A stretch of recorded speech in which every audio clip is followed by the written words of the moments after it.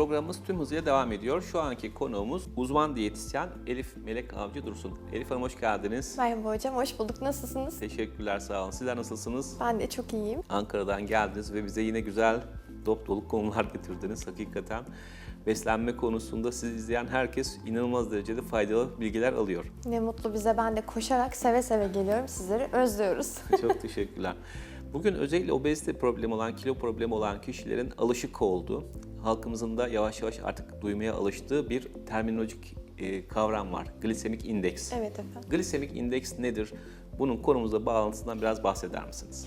Glisemik indeks karbonhidrat içeren besinlerin kan şekerini oluşturduğu bir yanıttır. Yani sıcak bir haşlanmış patatesin kan şekerine olan yanıtıyla bir adet kabuklu elmanın 100 gramındaki değer aynı değildir. Herhangi bir protein veya yağ ile beraber tüketilip tüketilmeme durumu kan şekerinin yanıtını etkiliyor.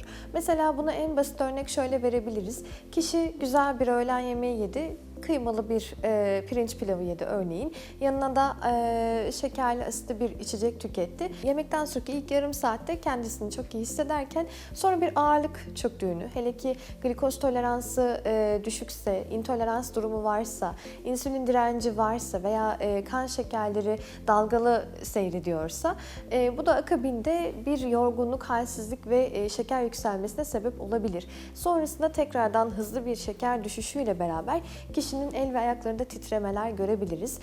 Bu kavram aslında 1980'lerde ortaya çıkarılmış bir kavram. Özellikle diyabet hastalarının glisemik takibinin sağlanması açısından bize de çok faydaları var. Diyet anlamında faydaları da şu şekilde görüyoruz. Kişinin açlık ve tokluk sürelerini daha iyi dengeleyebiliyoruz. Yani beslenme programlarında glisemik indeksi çok yüksek olan meyve ve sebzeleri veya bileşenleri, mesela kahvaltılık gevrekler herkesin en hızlı, en pratik, sabah evden çıkarken karnımı doyurayım mantığıyla tükettiği şeylerdir. Fakat bu kahvaltılık gevreklerin glisemik indeksi çok yüksek olduğu için kısa zamanda kan şekerini hızlı yükseltip kısa zamanda hızlı düşürmelerinden kaynaklı bir sonraki öğüne olan açlığınız daha da hızlı artar. Yani açlık sürenizi kısaltır diyebiliriz. Tokluk süresini kısaltır, daha kısa zamanda acıkırsınız. Bundan kaynaklı olarak diyetlerimizde de bu tarz gıdaları çıkardığımızda kişinin glisemik yönetimini de iyi sağlıyoruz ve aynı zamanda yağlanmayı da kontrol altına alabiliyoruz. Peki hangi hastalıklarda önemlidir bu? Özellikle diyabette başta kullandığımız bir yöntem. Diyetteki glisemik indeksi çok yüksek olan gıdaların çıkarılması ki zaten kişi ortalama 20-21 günlük bir süre zarfında glisemik indeks yönetimini gerçekleştirdiği takdirde glisemik indeksi çok yüksek herhangi bir gıdayı tükettiğinde başta kendisi rahatsız oluyor. Bu tadı beğenmediğini, şekerinin hızlı yükseldiğini ve aynı zamanda da yiyeceğin kendisine ağır geldiğini söylüyor. Bununla beraber polikistik over rahatsızlığında buna bağlı gelişen yağlanma ve obezitede yine bu yöntem kullanılabilir. Glisemik indeksin yönetilmesiyle beraber hayatımızdan işlenmiş ürünler, fast foodlar, şekerli gıdalar ve şeker oranı çok yüksek yiyecekleri çıkardığımız takdirde yeme içme eylemimizde aslında daha bir mantık düzenine oturuyor. Yani saatleri kontrol edebiliyorsunuz. Bir sonraki saate kadar açlık düzeninizi kontrol edebiliyorsunuz. Mesela ben bazen diyet yapanlarda şuna rastlıyorum. İşte yanımda meyvem yoktu. Ben hemen marketten bir diyet ürünü aldım. Yani diyet şekersiz ama işte daha nasıl anlatsam kuru meyvelerden yapılmış bir ürün. Fakat bu üründe de yine baktığınızda tek bir porsiyonda neredeyse 3 porsiyon, 4 porsiyon eşdeğerinde kuru meyve var. Yani kişi o saatte tüketmesi gereken, alması gereken enerjiyi hem daha fazla alıyor hem de posa içeriği daha düşük bir besinle o öğünü kapattığı için bir sonraki ana öğüne daha fazla açlık hissediyor.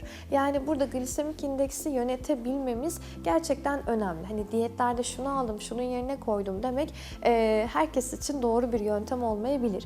Yine kan şekeriyle ilgili problem yaşayan hipoglisemik hastalarda da glisemik indeks öğretilebilir. Tip 1 diyabeti olanlarda, özellikle tip 1 diyabetlerde biliyorsunuz ki kan şekerinin yüksekliği ayrı ayrı bir problem, hızlı düşmesi ve komaya kadar giden kan şekeri düşüklüğü ayrı bir problem. Bu da tabii ki hastaların genel yaşam düzeninde çok rahatsız eden bir durum.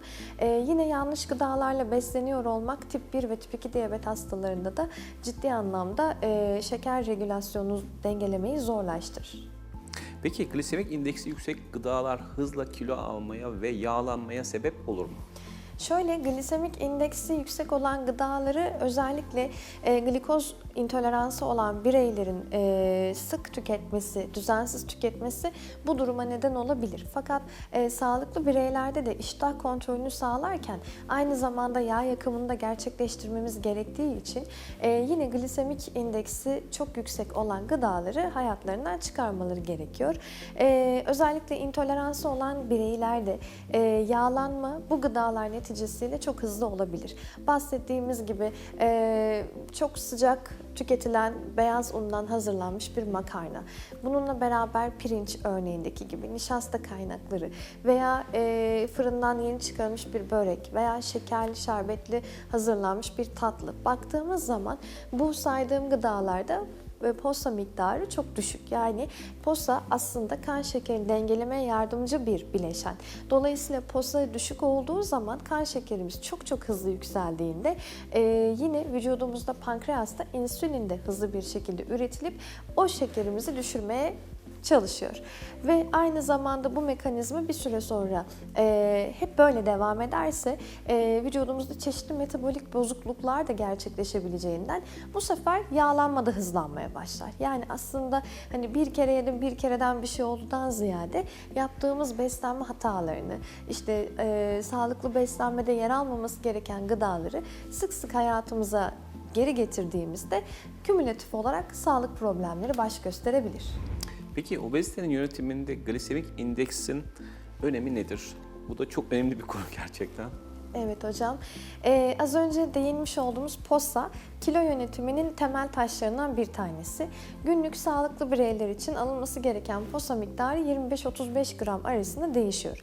POSA'nın temel kaynakları baklagiller olmakla beraber işlenmemiş tam tahıllar, kabuklu meyveler, koyu yeşil yapraklı sebzeler ve diğer bütün sebzeleri dahil edebiliriz bu gruba. Dolayısıyla bunların geneline baktığımız zaman da kendi özelinde mesela kabuksuz tüketilen bir muz glisemik indeksi orta yükseklikteyken kabuklu tüketilen bir meyvenin glisemik indeksi düşük olarak değerlendirilebiliyor. Meyve ve sebzelerin genelinde glisemik indeks aslında düşük olarak adlandırılabilir. Dolayısıyla obezite yönetirken de normalde günlük hayatımızda kiloluyken yaptığımız beslenme uygulamalarında neleri çıkarıyoruz? Meyveyi çıkarıyoruz. Farkında olmadan kilo problemimiz varsa ya glisemik indeksi yüksek olan üzüm gibi, muz gibi veya kuru meyve gibi meyveleri daha çok tercih ediyoruz veya kavun, karpuz gibi. Glisemik indeksi düşük olan meyvelerden haz almadığımız için onları kullanmıyoruz. Dolayısıyla kan şekerimizin yanıtını hep yükseltmiş oluyoruz. Dolayısıyla yemeğe olan ilgimiz ve iştahımız artıyor. Bununla beraber sebze ve meyveleri tüketimini azaltıp yanlış olanlarını tercih etmek evet obezite yönetimini zorlaştırıyor. Yine aynı zamanda kilolu olduğumuz süre zarfında tam tahıl tüketiminin azalması, bunun yerine daha çok işlenmiş rafine ürünlerin tüketiminin artmasıyla beraber iştah kontrolü zorlaşıyor. Aynı zamanda hayatımıza süt ve yoğurt grubunu eklemediğimiz için de obezitenin kontrolünü sağlamak zorlanıyoruz. Yani aslında işin özetine gelecek olursak hayatımızda meyve ve sebzeleri doğru seçip bununla beraber işlenmiş ürünleri çıkarıp yanına da süt ve süt ürünlerinin doğru olanlarını eklersek çok daha iyi bir hem kilo yönetimi hem diyabet yönetimi hem de insülin direnci yönetimi sağlamış oluyoruz. Glisemik indeksi yüksek olan kişilere özellikle abdominal yağlanması olan kişiler, çünkü polikistik overde de biliyorsun insülin direnci var. Bunlar da hakikaten glisemik indeksi yüksek besinlerle beslenen kişilerde sık karşılaşılan durumlar. Bu tip durumu düzeltmek isteyen, yani özellikle abdominal bölgesi dediğimiz, yani karın ve karın çevresi şişman olan ya da karını böyle hani göbekli olan bir kişide neler tavsiye edersiniz, nasıl beslenmeli? Özellikle abdominal bölgede yağlanma varsa çeşitli hormon bozuklukları olabilir. Bunlardan başlıcası yine insülin sekresyon bozukluğu veya yetersizliği karşımıza çıkabilir. Yine akabinde buradaki yağlanma karaciğer yağlanmasına sebep olabilirken karaciğer enzimlerinde düzensiz salgılanmasına neden olabilir. Yani genel sağlık durumu etkilenebilir. Buradan kalbe giden damarlarda çeşitli tıkanıklıkların olması veya ani kalp krizlerine neden olabilir. Aslında en tehlikeli olan yağlanma bölgesi üst gövde yağlanması diyebiliriz. Çok teşekkür ederim. Vermiş olduğunuz Rica güzel ve ederim. önemli bilgiler için. Teşekkürler. Bugünkü program konumuz uzman diyetisyen Elif Melek Avcı Dursun idi. Kendisine tekrar teşekkür ediyoruz. Programımız kaldığımız yerden tüm hızıyla devam ediyor.